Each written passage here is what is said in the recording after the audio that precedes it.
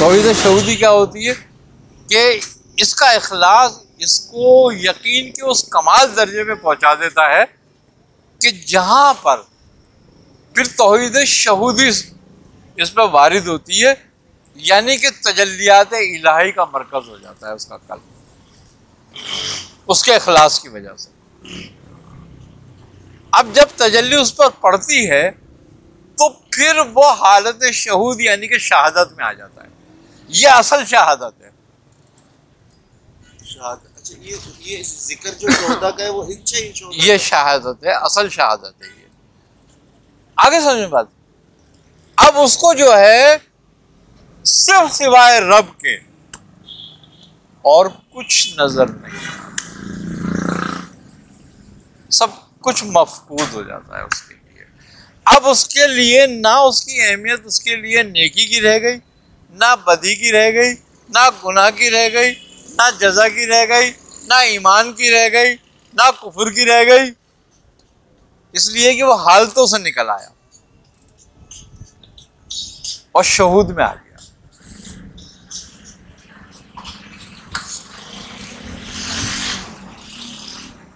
इसी को हम कहते हैं वहदतुश शहूद। दो वहदतें हैं ना सूफिया के नजदीक, वहदतुल वजूद और वहदत शहूद। वहदतुल वजूद जो है इल्म और तहकीक है, ये निचला दर्जा है। हाँ, और वहदत शहूद जो है वो शहादत का दर्जा है, यानी कि बंदा मुशाहिद हो जाता है, उसमें गवाह हो जाता है उसका। आई ना समझ में। अब वहदतुल वजूद का झगड़ा है कि भाई वहदतुल वजूद जो है वो शरीयत के खिलाफ है। ऐसा कुछ भी नहीं है, ऐसा कुछ भी नहीं है। क्यों? कि गोया वहदतुल वजूद के मफहूम को हम गलत समझते हैं। वहदतुल वजूद क्या है? वहदत के मायने यकता, एक होना, और वजूद के मायने एक वजूद। अच्छा, वो वजूद नहीं कहलाता जिसका अव्वल भी अदम हो, जिसका आखिर भी अदम हो। वजूद वो है जिसका ना अव्वल अदम है ना आखिर अदम है।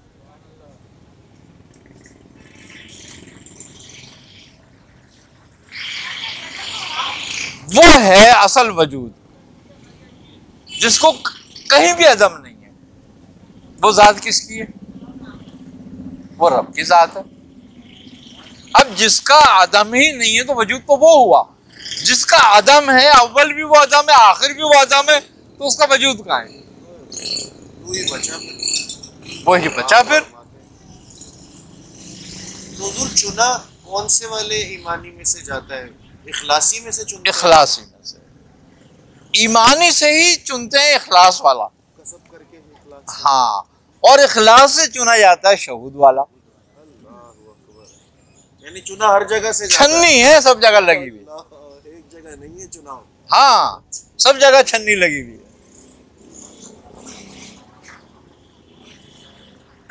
और तौहीद ईमानी के भी दर्जे हैं, वहां भी छन्नी लगी हुई है।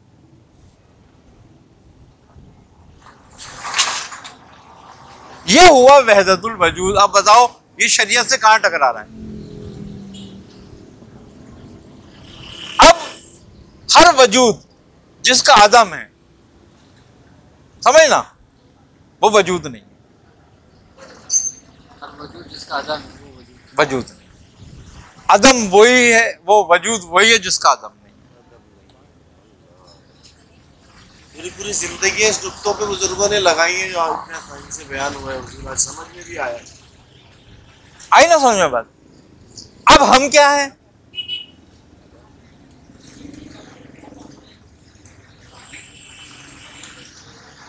तो ना फना मेरी ना बका मेरी।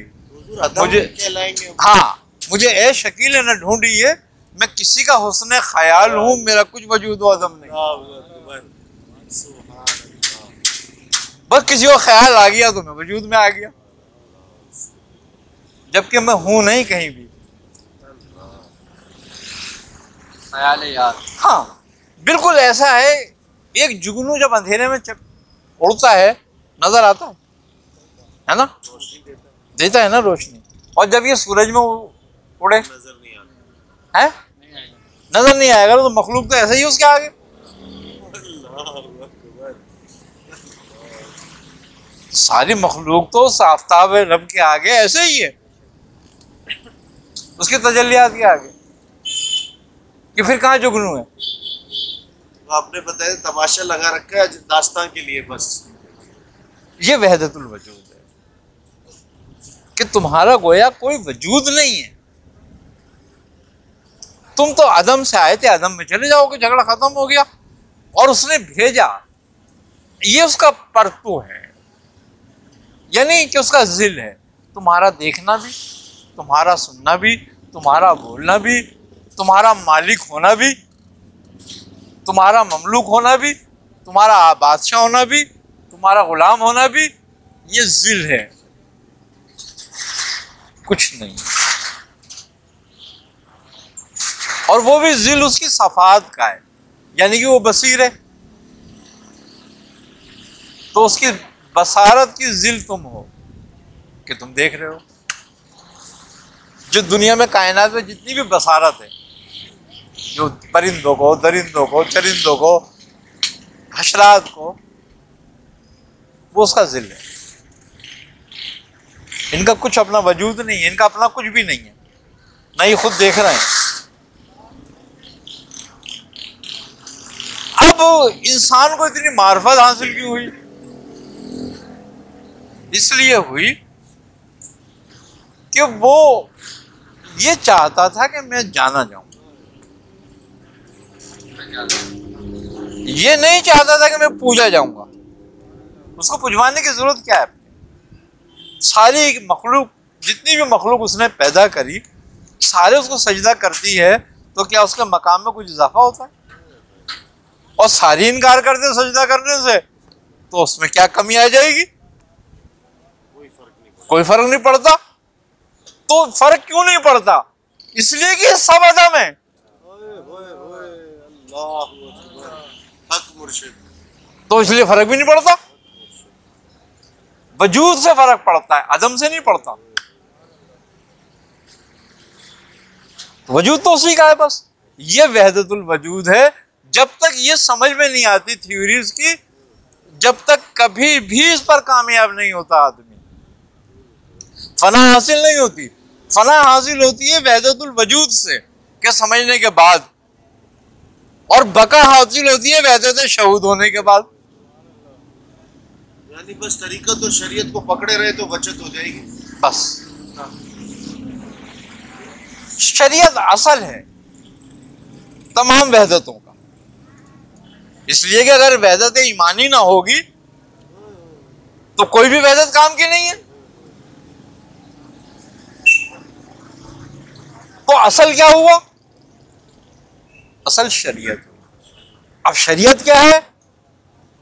गोया उस रब का अपने रसूल को हुक्म देना है, काम का निजाम बनाना।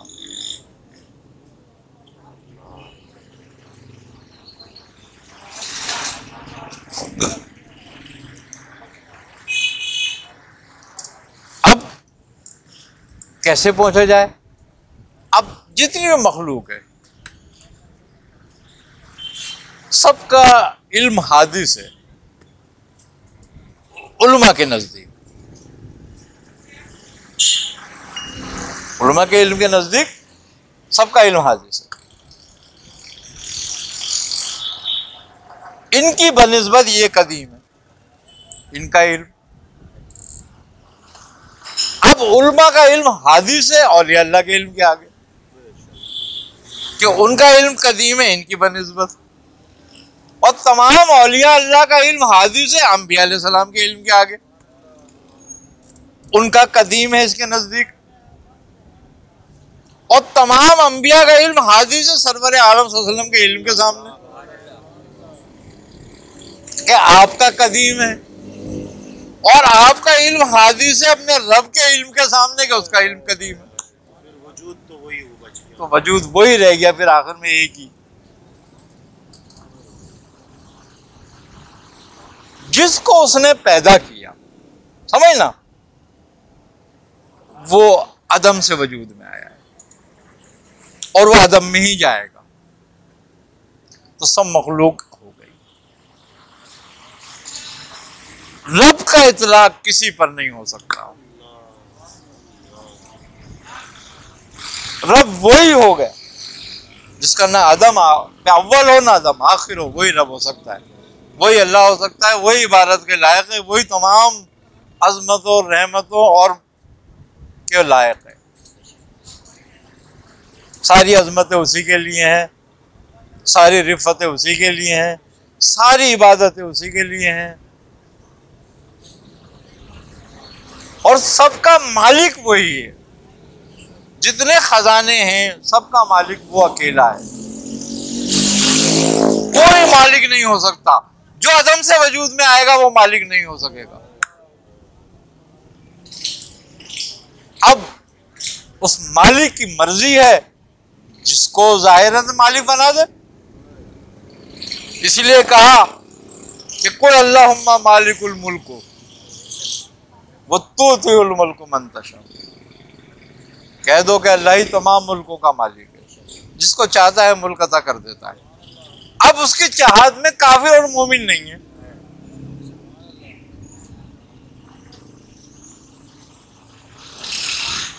अगर वो काफिरों को मुल्क ना देता तो काफिर कैसे बादशाह बन जाते?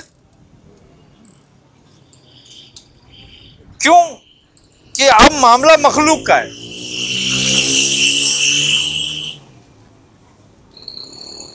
फिर कहता है बता इज्जो मन तशा बता जिल्लो मन तशा, और हम जिसे चाहते हैं इज्जत दे देंगे, जिसे चाहते हैं जलील कर देंगे। वो किसी को जलील करना नहीं चाहता। ये भी कमाल बात है। कहा है उसने क्योंकि अपना इख्तियार बताया है, मगर उसने जलील एक को ही किया।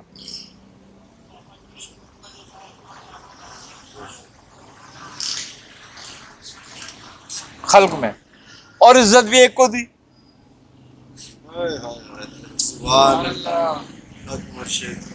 जिसको जलील कर दिया उसको कोई इज्जत देने वाला है? तो अपनी औलाद आप फरमाते हैं उसे, उसको नहीं देती इज्जत।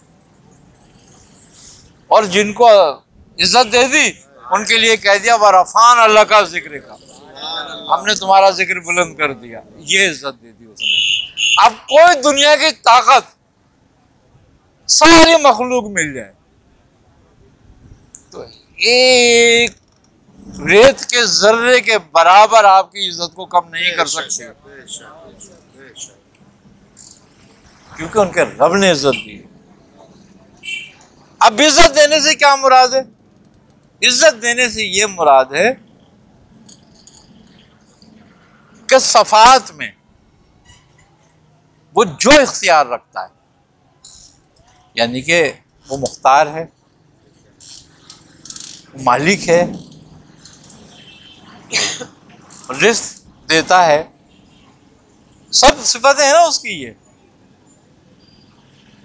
उसने उस पे आप इज्जत वालों को मुख्तार कर दिया आरज़ी जमीन पर कि तुम मुख्तार हो।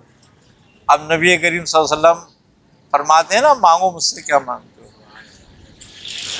तो तमाम मखलूक पे मुख्तार कर दिया आपको।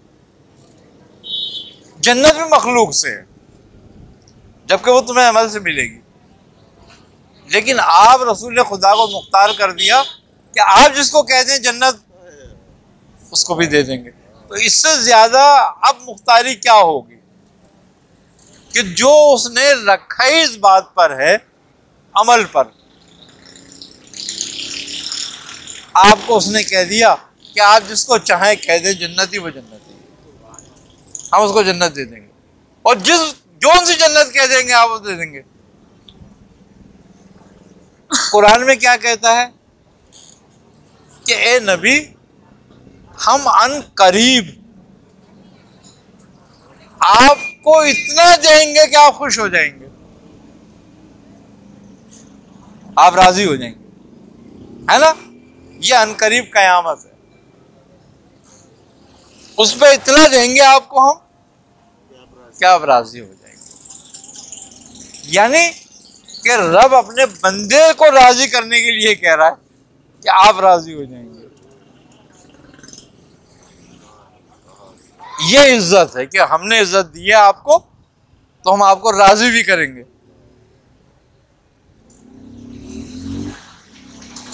अब क्या हुआ कि जिनको इज्जत दे दी,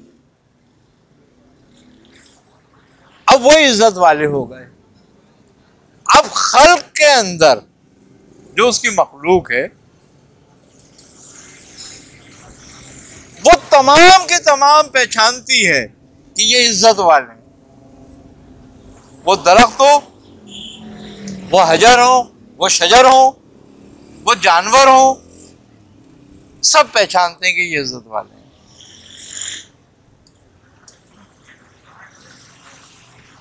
अब जो इज्जत चाहे कि बारगाह इलाही में उसको इज्जत हासिल हो, तो वो अपने आप को आप से मंसूब कर ले, वो आपकी राह पे आ जाए, वो आपके रास्ते पे आ जाए, वो आपकी अताअत करे, अल्लाह उसे भी इज्जत दे देगा।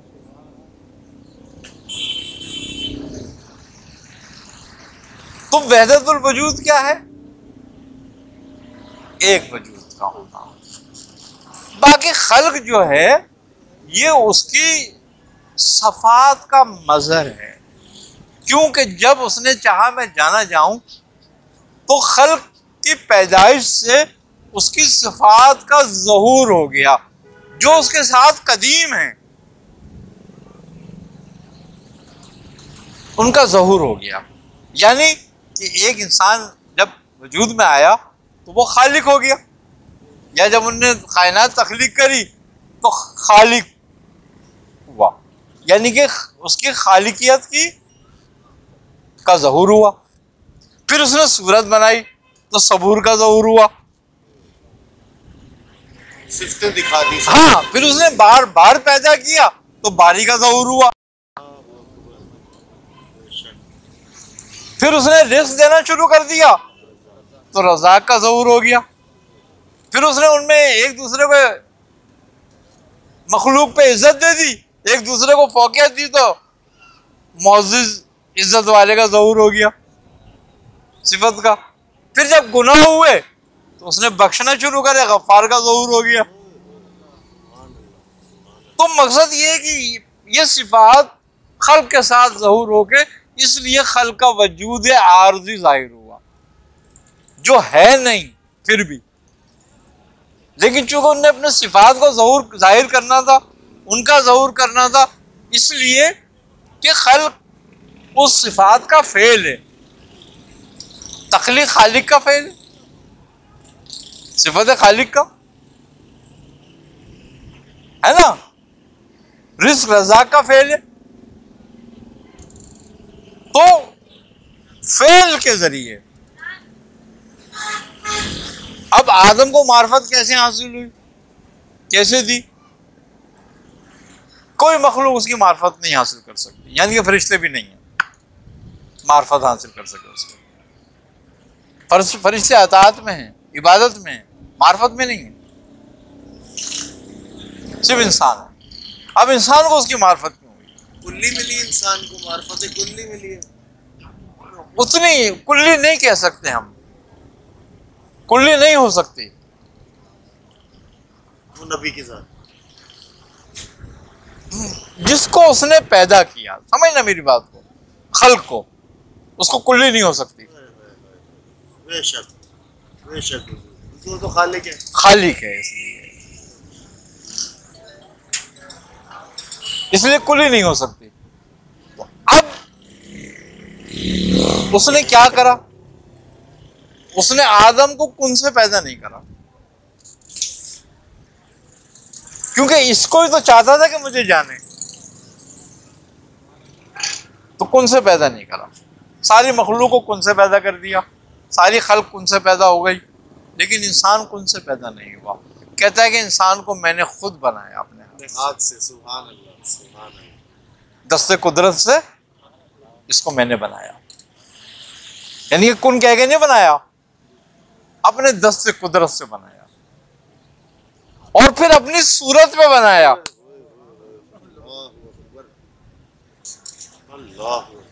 और फिर अपनी रूह फूंक दी। तो हुजूर फिर पहचान किसको कराई? तो अपने आप को ही करा दी। अब बताओ कि कौन पहचान रहा है किसको? आप ही समझाएंगे तो हमारी तो समझ ही नहीं आएगी। कि जब अपनी रूह फूंक दी तो यह फकत फिर रूही वाली बात जो है ये मार्फत थी कि मुझे पहचान ले, इसलिए मैंने अपनी रूह फूंकी कि मुझे पहचान ले, मुझे जान। तो जो ईमान शहूदी वाले हुए हुजूर, उनके मामलात क्या होंगे? आप तो उठा लिए जाएंगे फिर? बिल्कुल उठा लिए जाएंगे।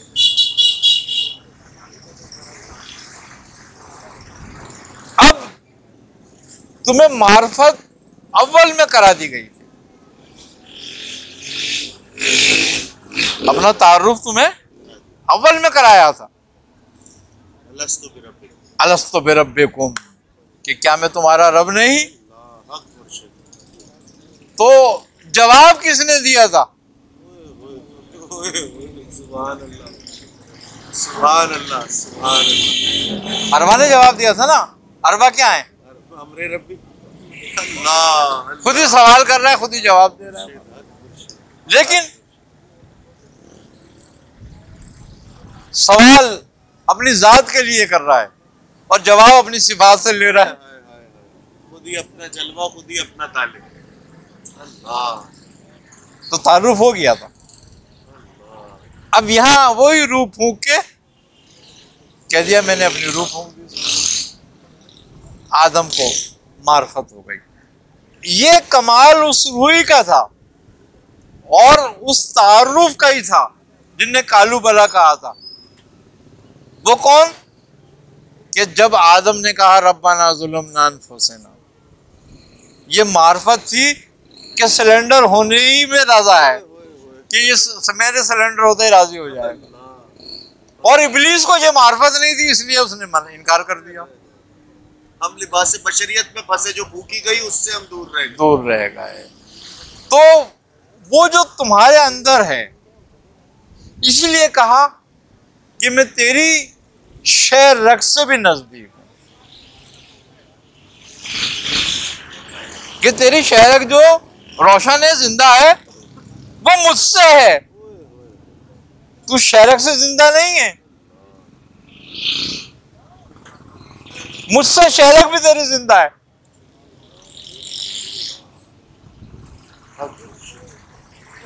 इसलिए उससे भी करीब हूं तेरे में। अब बात क्या है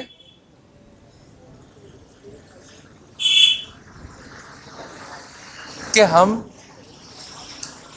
उसको सारी दुनिया में तलाश करते हैं, उसका कोई मकाम है? पाक है मकाम से? उसका कोई ठिकाना है? पाक के ठिकाने से। पाक के ठिकाने से। कोई निशान है? पाक है निशान से भी। कायनात में आ नहीं सकता,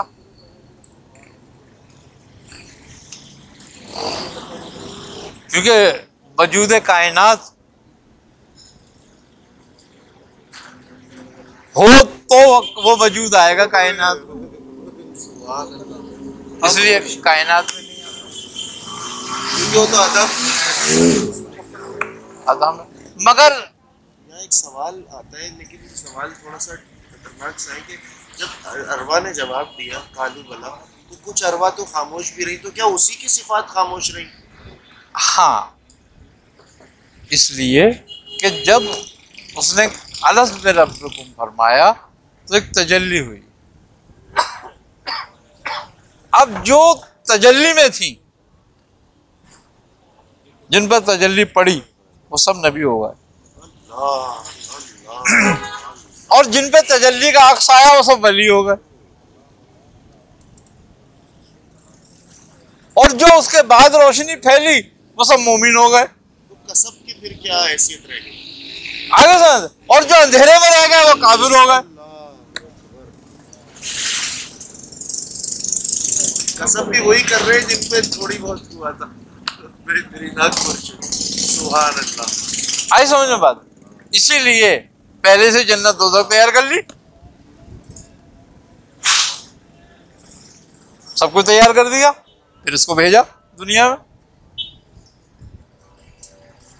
अब यहां पर मजे की बात यह है कि तुम्हें नबी भी भेज दिए, किताबें भी भेज दी, हर तरह से बता भी दिया कि मैं ही तुम्हारा रब हूं, और तुम्हें इख्तियार दे दिया कि तुम अब अपना रब चुन लो। दो चीज तुम्हारी मुकद्दर कर दी और मुतलक कर दी, एक तुम्हारी मौत और एक तुम्हारा रिज़्क़। तुम्हारे लिए मुतलक भी कर दिया, अब बाकी हिदायत तुम्हारे लिए मुअल्लक कर दी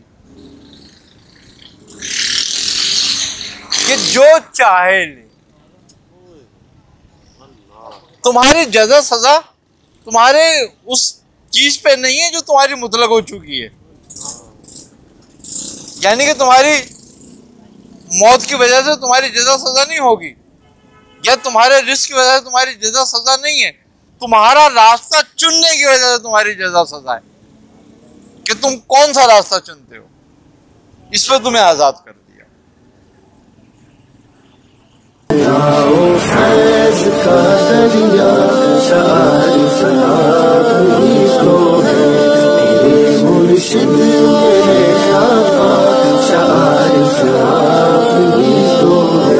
तुम्हारे दर पे जो आया खुदा को उसने पहचाना, तुम्हारे दर पे जो आया खुदा को उसने पहचाना, खुदा को उसने पहचाना। हिदायत का सही रास्ता शारिफ आप ही तो है,